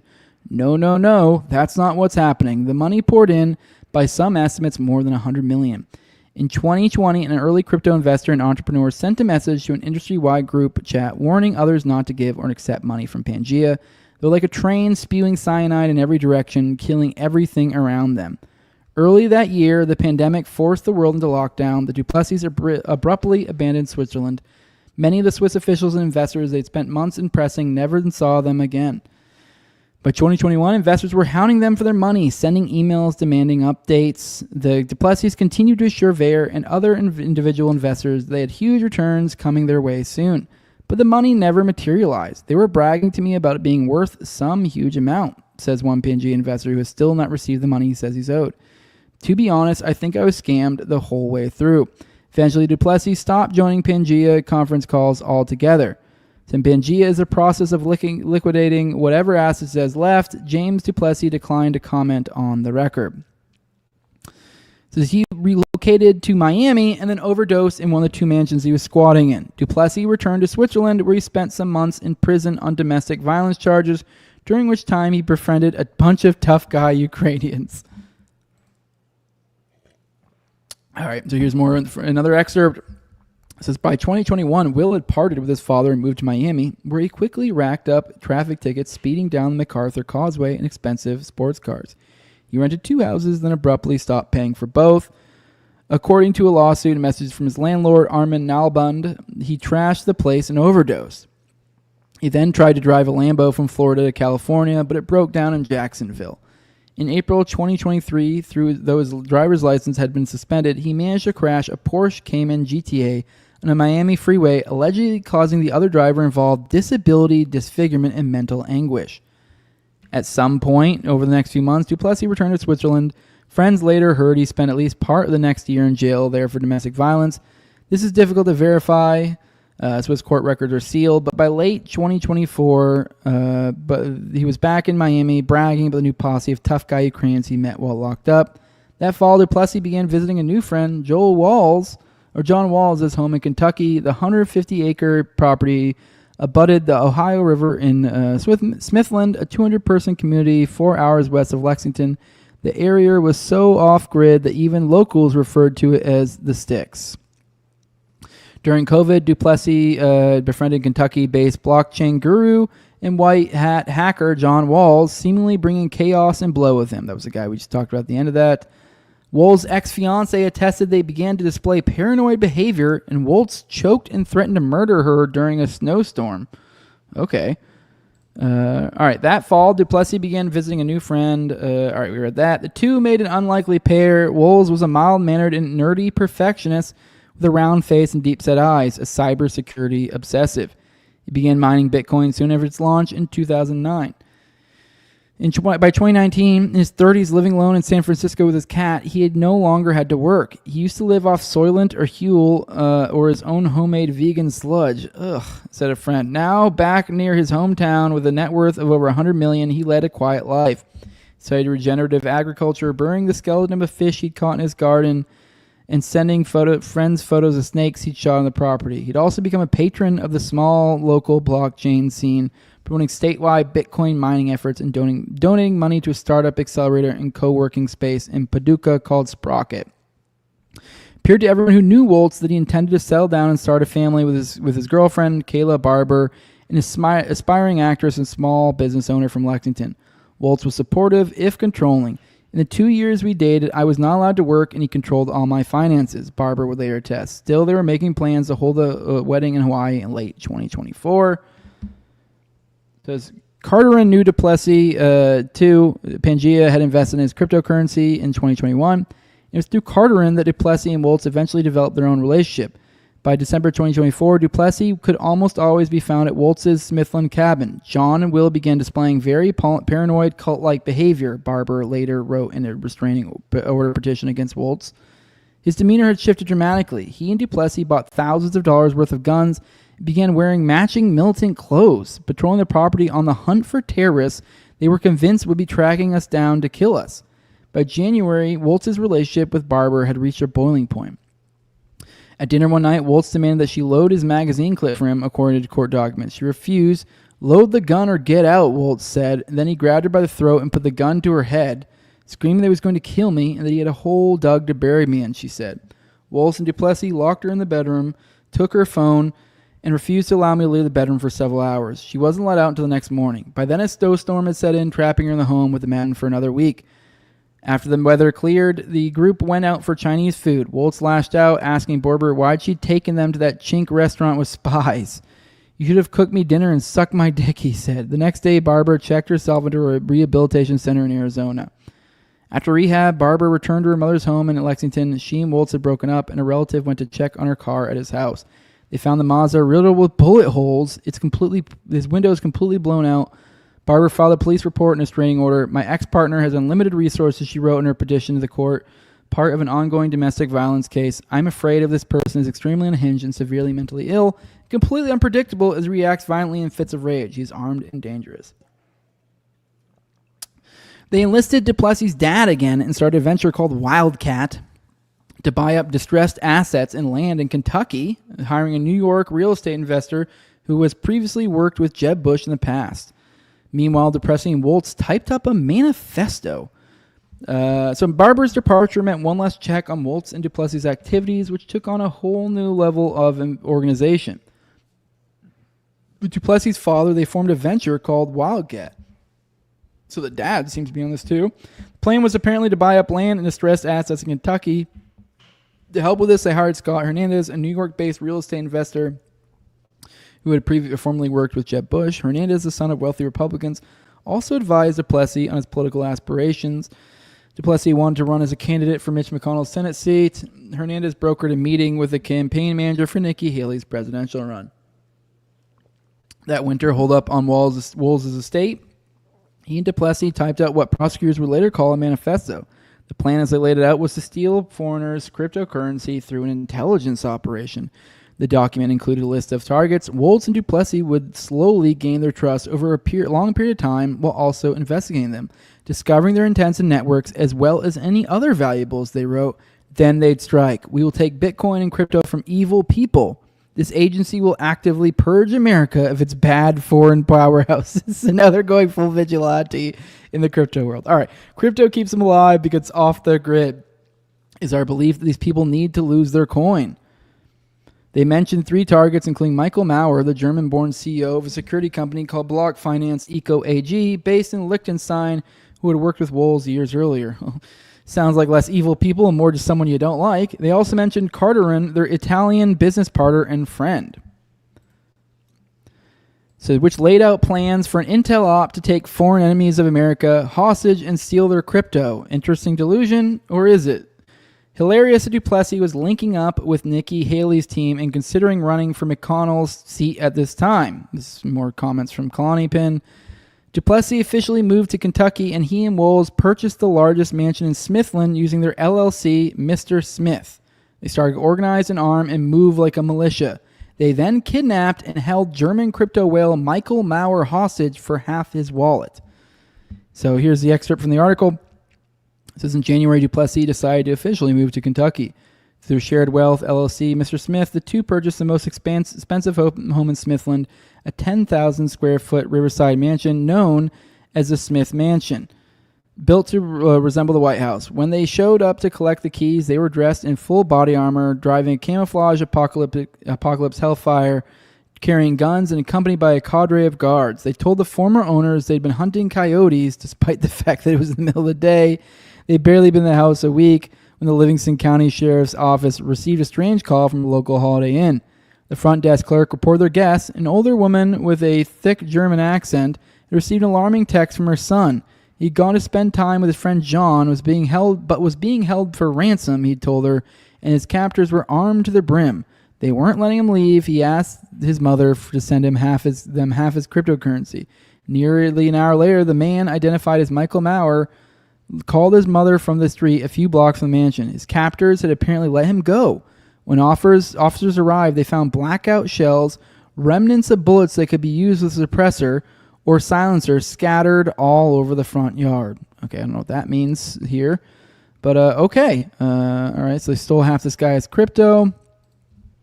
The pair linked back with socialite Peter Brandt Jr., who they asked to hold a dinner for them, introducing the duo to up-and-comers in high society. They flew the group to their Kentucky mansion, Duplessis sharing his MKUltra story along the way.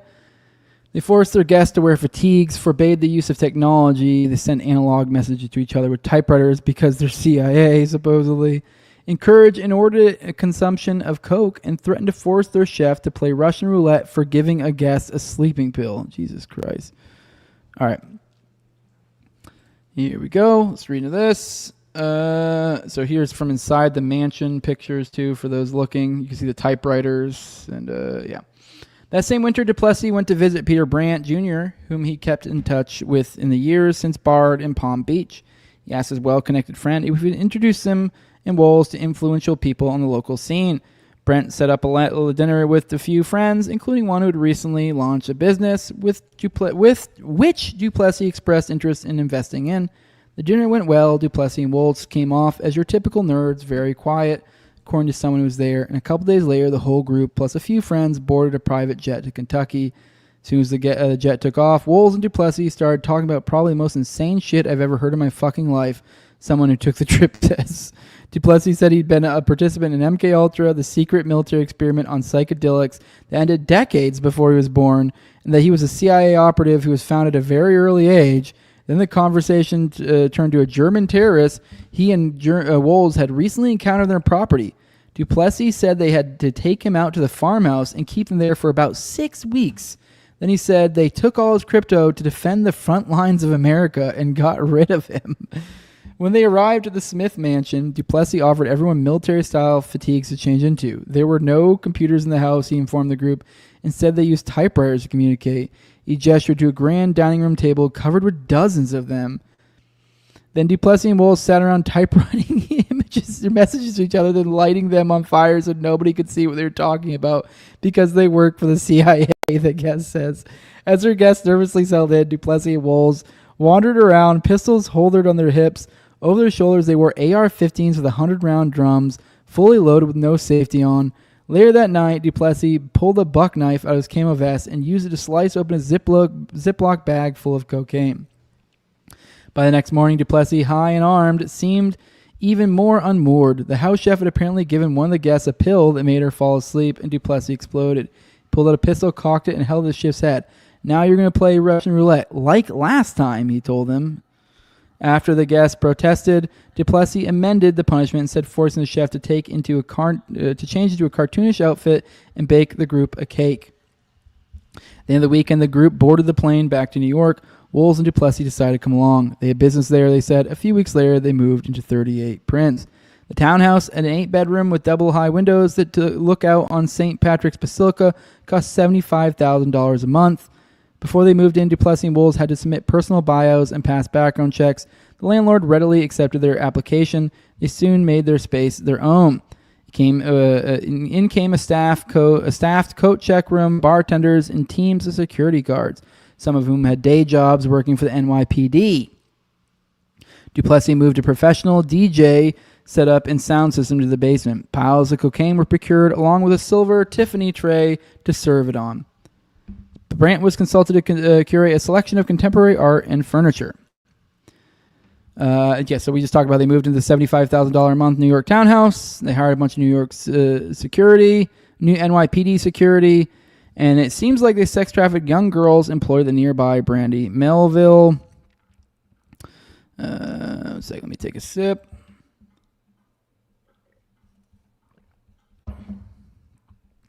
They were already friends with the... Oh, no, my bad. I need to go back to this. Here we go. All right. To ferry and guest, Duplessis and Woles relied on their new assistant, Morgan O'Connor, a well-connected club rat and former model known for his striking look, white with waist-length dreadlocks. O'Connor seemed to know every bottle girl in the city, and he soon brought on Charlie Zakur, a handsome 30-year-old starring on Bravo's Real Housewives spin-off, Next Gen. The pair grew up together on the Manhattan party circuit. Both briefly dated Lindsay Lohan as teenagers. They set to work finding young women to party with Woles and Duplessis. They're going to drop stupid money, like life-changing amounts of money, Zakur told a friend about his new job. They're ready to spend. There was an unusual source to help stock the parties at 38 Prince, the Soho location of Brandy Melville on nearby Broadway. The clothing shop is known for employing attractive young women, many of them part-time models. Zakur had dated several of them over the years and often brought them and their friends to clubs and after parties. Sometimes he'd drop by the store just to hang out, leading one young employee to ask herself, "What's an unk doing at Brandy?" Duplessis and Woles were thrilled to be around young women. They loved the Brandy girls, said one promoter. They were just keen on having a ton of chicks with them at all times for just like motion. Here we go. And then Duplessis was a generous host. At a party in March, he gave 5 figures in cryptocurrency to one young woman, then another 5 figures to her friend just for showing up. They let young women order themselves dinner on their accounts from Blue Ribbon Sushi, but sometimes the generosity was more transactional.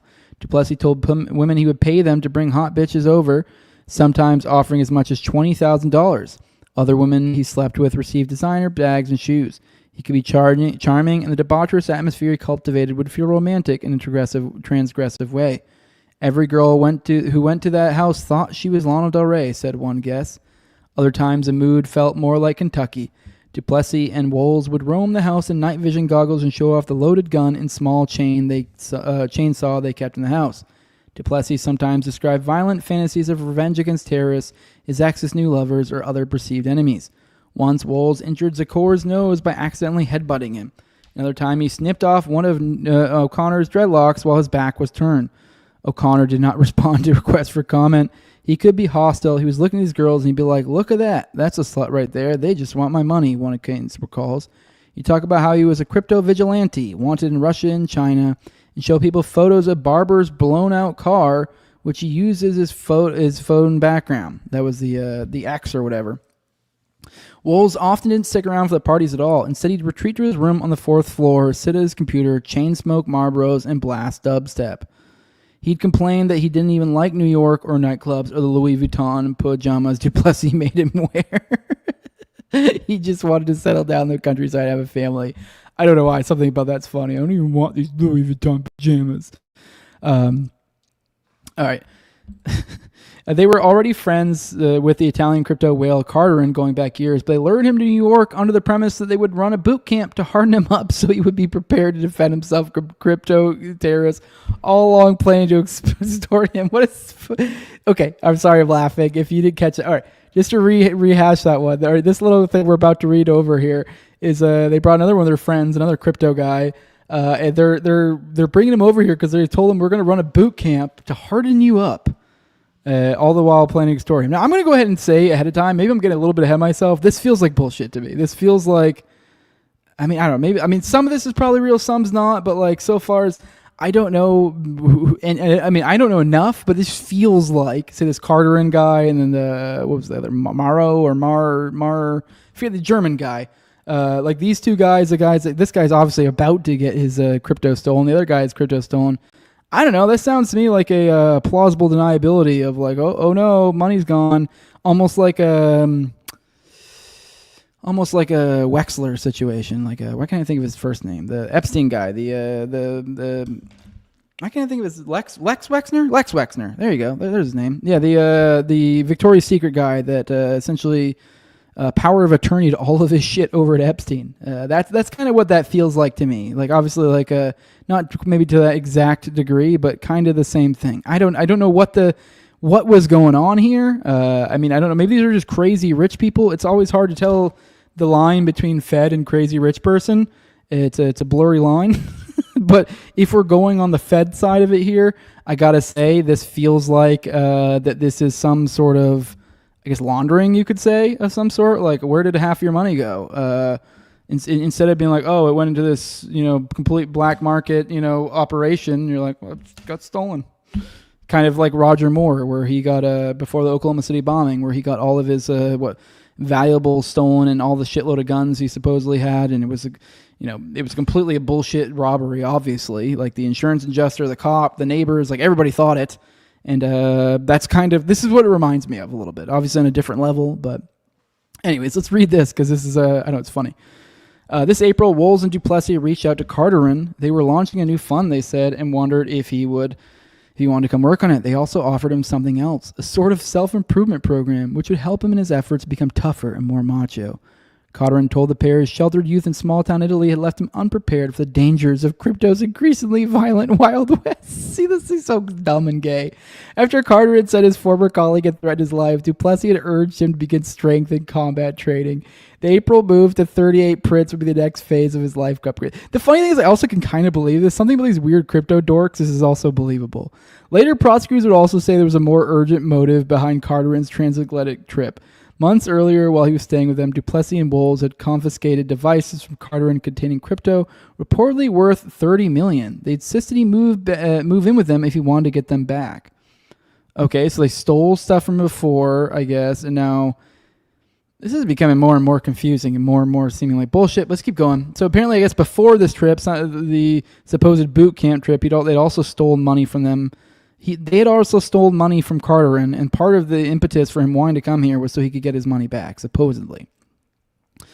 When obviously they're part of that. That's obviously them luring them to get more money from him. Anyways, When Carterin first moved into the house, he seemed, to outsiders at least, to be enjoying himself. Duplessis and Wolves gave him a large room on the ground floor with his own ensuite and bathroom. He was a regular at their parties where Duplessis and Wolves sometimes introduced him to their business as their business partner or intern or hogleg, their nickname for him, inspired by the size of his penis. All right. O'Connor told someone he seemed more like a fraternity pledge. They dolled him up in outfits, including dresses and a collar from Agent Provocateur that Duplessis had originally bought for his girlfriend. One night, it was tiny shorts, a crop top, and a lampshade on his head. What the fuck is this? Another, it was a Bucky's Beaver costume. In a video from April, Carter and his host are stopped by a street-style content creator who goes by Preppy Pete after a shopping spree at the Rick Owens store. As Pete marvels at Carter's new drapey, sheer clothing, Duplessis laughs. There's not a single funnier thing that could have just happened. All right, yeah, this is pretty wild. The torture of Carterin progressed from basic hazing and the recording of BDSM compromat to the duo hanging him over railings, having a Brandy Melville 19-year-old shock him with a cattle prod. They cut him with a chainsaw. Holy shit. Okay, maybe it is less bullshit. I don't know. And forced him to consume insane amounts of air-fried crack. What? Is this like a... You can make crack in an air fryer? I never even thought about that. All right, here's more on this. Carter had served drinks at parties, did push-ups, carried a rug up and down the street, and played Edward 40 Hands. Drinking game wherein 2 bottles of malt liquor are bound to the palms. Prosecutors later alleged that they put him in a cage in the kitchen. 19-year-old Brandy employee. I don't know what to make of this whole situation, honestly. My gut feeling was it was some sort of put on, but this is so weird that I don't know. All right, a 19-year-old Brandy employee told Carter why he was doing all this, or asked why Carter why he's doing all this. It makes me stronger, he told her. Besides, the residents of 38 Prince showed at least some concern for Carter's well-being. One night, the group was horsing around with a whip from a sex store. I accidentally hit Michael too hard with it to the point where he audibly said, like, ow, ow, the Brandy employee said. Everybody in the room stopped and was like, hold on, that's not funny. She apologized to Carter, and 5 minutes later, we were all dancing, like having fun again. It just seemed cheerful and lighthearted. Adding to his impression was Carter's seemingly enthusiastic consumption of drugs. Oh my God, Jeff, what is your deal? Oh, it's not even Jeff. It's the one cat trying to get in the window. All right, 1 second.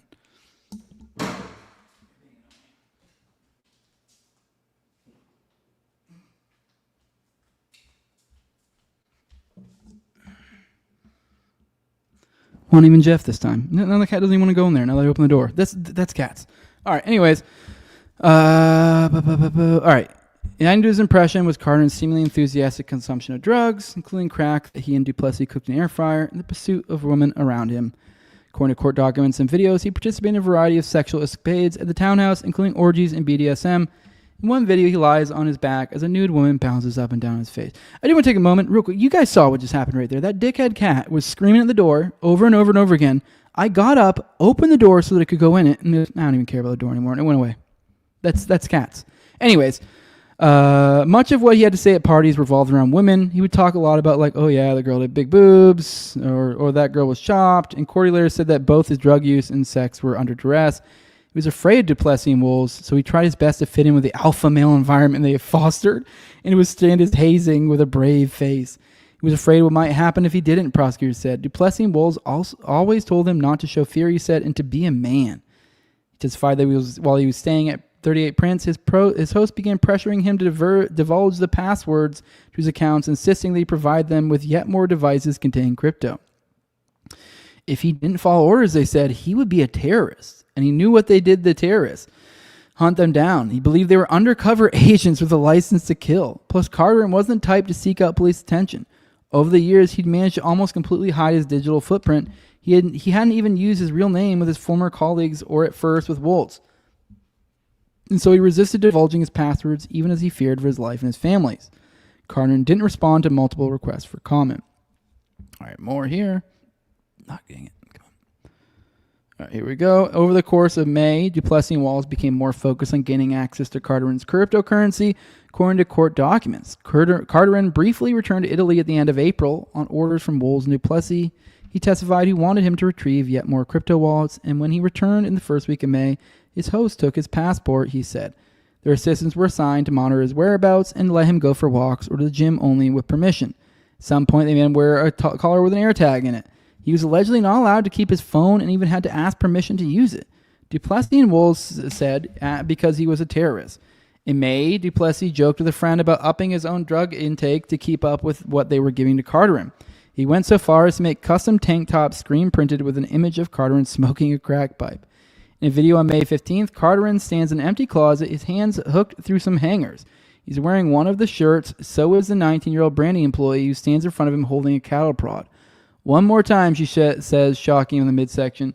Carterin screams as he collapses to the floor. You didn't get hit, she says. No, I did get fucking hit, he tells her, before Duplessis walks over to give Carterin a high five. In another video, Carterin is sitting on the floor wearing a hoodie when someone comes up and ignites a small blue flame on his back. He jumps up and frantically puts it out against a wall.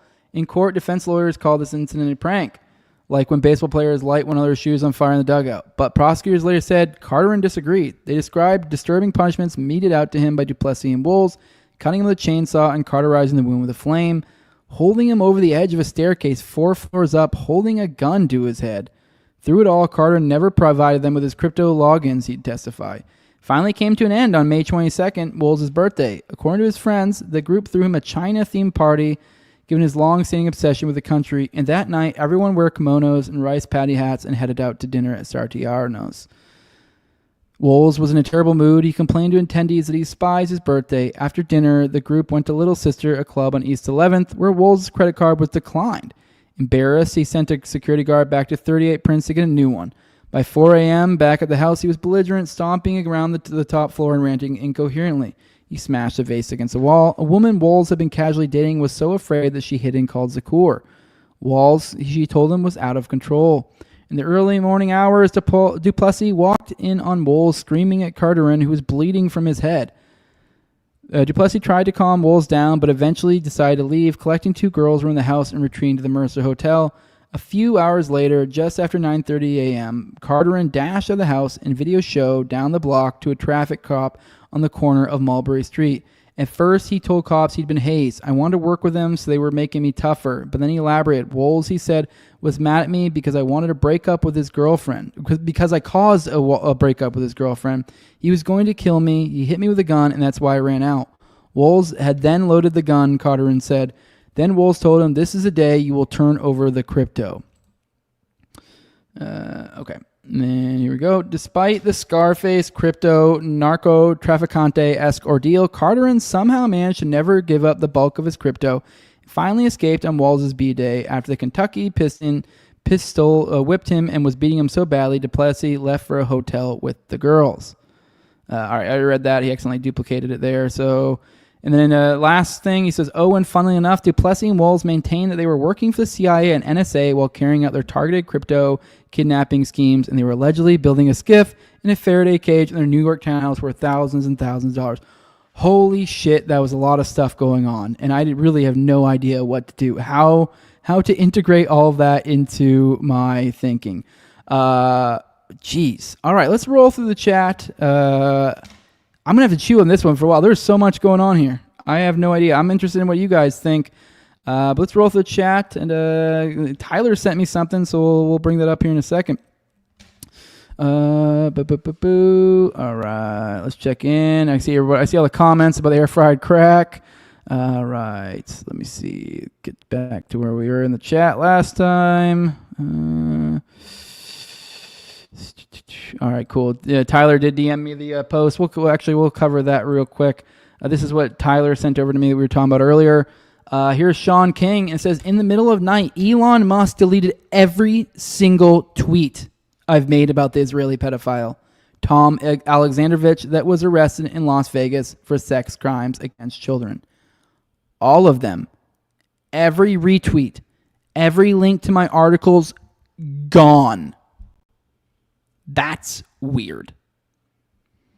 There's Sean King saying, hundreds of my tweets about Tom Alexandrovich are gone. Every response from Grok about my articles were also deleted. And then it says, Grok, why were my tweets and your tweets about Tom Artyom Alexandrovich deleted by the company? And then it goes, Grok goes, I apologize for any inconvenience, Sean. As Grok, I don't control X's moderation. Based on my analysis of public records, your prior tweets and my responses about Tom Artyom Alexandrovich's appear removed, possibly due to X's policies on sensitive content or automated filters. The arrest is confirmed by LVMPD and multiple outlets. For details, check official sources. Then Grok, what will happen if I post my articles about Tom Alexandrovich again? And then just goes on. Doesn't control that. That's fucking weird. I really know what to say about that. That is super weird. That's really, really weird. And then then Sean King, then butts that up with, oh look, put the Jake Shields thing about kind of like, this is the same department that was that shut us down after the whole Holocaust thing. This is weird. This is really fucking weird. And if nothing comes of this is, I don't know. This is some next level shit. Like, I don't know. The Epstein thing was already wild enough, but then don't get me wrong. Obviously, the Epstein thing's bigger than this, but then this is even more like clear cut. What the fuck? Like Epstein, like it requires a certain level of like digging and understanding of the different stories, and like I don't know. Like this is just like a dude, Tom Alexandrovich, an Israeli high level Israeli official, got caught dealing some kids allegedly. We don't know, maybe, but he's supposed to get his time in court, and then he got a ridiculously low bail, and now is probably in Israel already. And I guess we'll see if he makes his court date in a week and some change. But I'm not holding out any hope. Creepy, dude. That is weird. All right, let's roll the chat. That is very creepy. Very, very, very creepy. All right. John Black says he'd be interested in his take on the flag case. Oh, burning Israeli flag. I didn't know what you were talking about. I guess, is that a thing? Okay. I had a post. Oh, Tyler says you had a post up with Israeli flag with the federal judge. Oh, I don't remember. All right. Anyways, I don't know what you're talking about. Someone says, did you just say Roald Dahl was a spy? What the fuck? Yeah, no, obviously I'm reading Power Mapping's post there, but yeah, he claimed Roald Dahl was a spy. I have no idea about whether the truth of that or not, so yeah. You can look into that. Let me know. If anyone finds any confirmation that Roald Dahl was a spy, I'd be happy to go in that little weird little rabbit hole in the show one of these days, so if you find something on it, let me know. Yeah, it's just, Shin says, holy smokes, the story is incredible. A screenwriter's gold mine. Yeah, like what the fuck? Yeah, Firepix episode Lost. What the hell movie is this? Right? This is weird. He says, I'm beginning to think I'm listening to Fear and Loathing in Vegas. Yeah, this is Jose saying hot bitches made me a little. Yeah, that was in quotes, by the way. That's what they're saying. Yeah, Tony Chin saying the visuals are epic, dripped in Louis Vuitton, wearing night vision goggles, roaming around mansions, surrounded by typewriters and crypto hostages. Definitely fictional. Yeah, it feels fictional, but it's so. It's so ridiculous that it also feels like it's one of those things where it's so strange. You're like, you can't be making this up, right? But at the same time, like maybe that is it. Maybe they really are just making it up. They're hiding an absurdity. I don't know. Ripping heaters and blasting dubstep. Yeah. Air fried crack. Everyone gets a good kick out of that. Yeah, this is I remember the good old days we could crack the stove and the microwave on the fly. Yeah. So yeah, there's a long history of Israel harboring pedos pre and post conviction. Yeah, I'm aware. Tony Chin saying this. I'm aware, obviously, and I think a lot of people are. I just think this specific scenario, given everything going on, it's just such an unbelievable, ridiculous thing to do. All right, guys, I think we're going to go ahead and get out of here. I'm cutting this one a little bit short today, like I told you guys before. I think we should be back tomorrow, so I will see you guys then. Maybe we'll have some more on the Ukraine-Russia stuff going on. Hey, somebody find me a Roald Dahl fucking deep dive. I'd be down for that. That'd be cool. But yeah, with that, yeah, pop in tomorrow. I also have stick around. In 20 minutes, part 3 of Dutro will be premiering for the poors who aren't patrons, who haven't watched it already. So yeah, and then next week I'll probably drop the Lions interview. So if you do want to stop being a poor, you can go ahead and get that Kirk Lions interview. One of my patrons referred to him as the Forrest Gump of racism, and I want to be clarified. I don't even think he meant that as a comment on his intelligence, just to be very clear in case he watches this. And I don't even, but. Just throwing that out there. not a comment on his intelligence, more a comment on like, the thing with Forrest Gump is that he did like everything during that time period. Like fucking shook the president's hand, was in Vietnam, did all the things. He had was a CEO of a shrimping company. Just did like all the weird things, did all of the things. Like I can't even think of all the weird things they did in Forrest Gump. It's just ridiculous. Like that's kind of the point. And the same thing applies with Kirk Lyons. He was of the 90s, I guess the racist right, like every group, like Grand Wizards, heads of Aryan nations, da da da da da. Like he was like linked up with like all of these motherfuckers. That's who this guy is. Forrest Gump of racism. But yeah. Fire Pixie says you can't drop a story on us like that and leave. Some of us may need trauma counseling. Yeah, I mean, I don't even know what the hell happened there. Still, we'll have to come back tomorrow and go, what the fuck was up with that? I don't know. Is it Fed shit? Is it just weird rich kids? Yeah, Indeed feels like a cliffhanger. Yeah, I mean, I don't even think it's a clip. That's just the end. I mean, obviously we're waiting for legal charges or something, but wow. Because I think this was like months ago. I think I remember hearing about this initially. So I think we're just in a spot where more information's coming out now. I don't know enough of the specifics, but I don't know. Maybe more will come. I have a feeling that as time goes on, we'll suss this out as being not exactly as the way this is being framed, to one degree or another. I don't know. But with that, guys, let's go ahead and get out of here. I appreciate everyone who joined us today. If you want to support the show and you don't want to chip any money, leave a like, share, subscribe, comment, leave a 5-star review on iTunes or Spotify. All things help out, help grow the show without taking any money from you whatsoever. You also can follow me on Twitter at TowerGangJose. I think I forgot that one. But if you want to help the show in the best way you can with money, you can do that over at patreon.com/NoWayJose2020. The lowest level is $2. At the $2 level, you get access to all sorts of perks. I try to make it worth your value. You get access to 1 to 2 paywalled episodes per week. Usually is about 4. I keep about 4 or so behind the paywall on any given time. So you get weeks of paywall content back there. You also get an ad-free RSS feed. You also get access to the Telegram chat. You also get access to the pre-show and priority for the Collins and me and Austin's weekly live Collins show, Already Dead, which is on Tuesdays at 9:30 p.m. Eastern. Hope to catch you guys there tomorrow.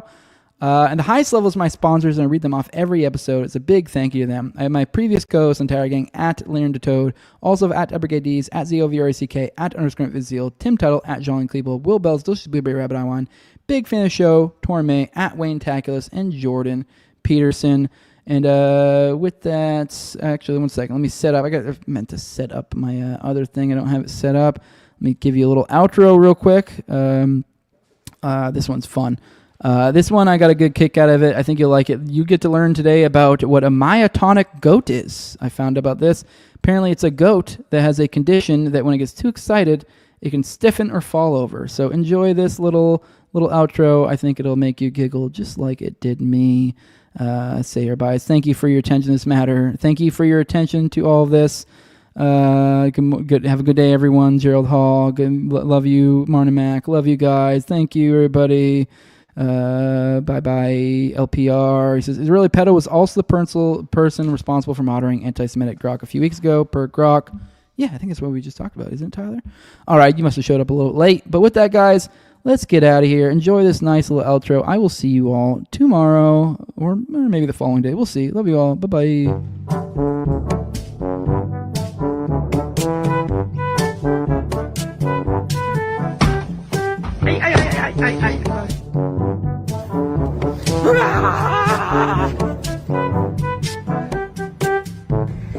Ready? Oh. You weren't supposed to jump.